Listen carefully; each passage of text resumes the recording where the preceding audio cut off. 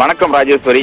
சேலம் பெரியார் பல்கலைக்கழகத்தின் துணைவேந்தராக இருப்பவர் ஜெகநாதன். இவர் பல்கலைக்கழகத்தில் ஸ்கூட்டர் பவுண்டேஷன் என்ற அமைப்பை தொடங்கியதாக இவர் மீது பல்வேறு சர்ச்சைகளும் நிகழ்ந்து வந்தது.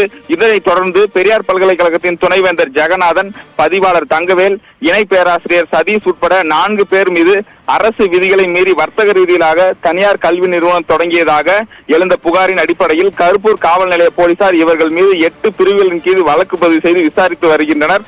இந்த புகாரில் துணைவேந்தர் ஜெகநாதன் 2 வாரங்களுக்கு முன்பு கைது செய்யப்பட்டு ஜாமீனில் விடுவிக்கப்பட்டார். அதனைத் தொடர்ந்து சேலம் மாநகர காவல்துறையினர் பெரியார் பல்கலைக்கழக வளாகத்தில் புகாருக்குள்ளான துணைவேந்தர் தொடர்புடைய இடங்களில் 2 கட்டங்களாக சோதனை நடத்தினர்.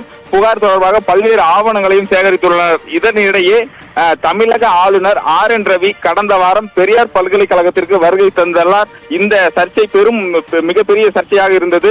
அதாவது புகாருக்கு உள்ளான ஒரு குற்றம் சாட்டப்பட்ட துணைவேந்தரை சந்திக்க வருகிறார் என்பது கூறி பல்வேறு அமைப்பினரும் போராட்டத்தில் ஈடுபட்டனர்.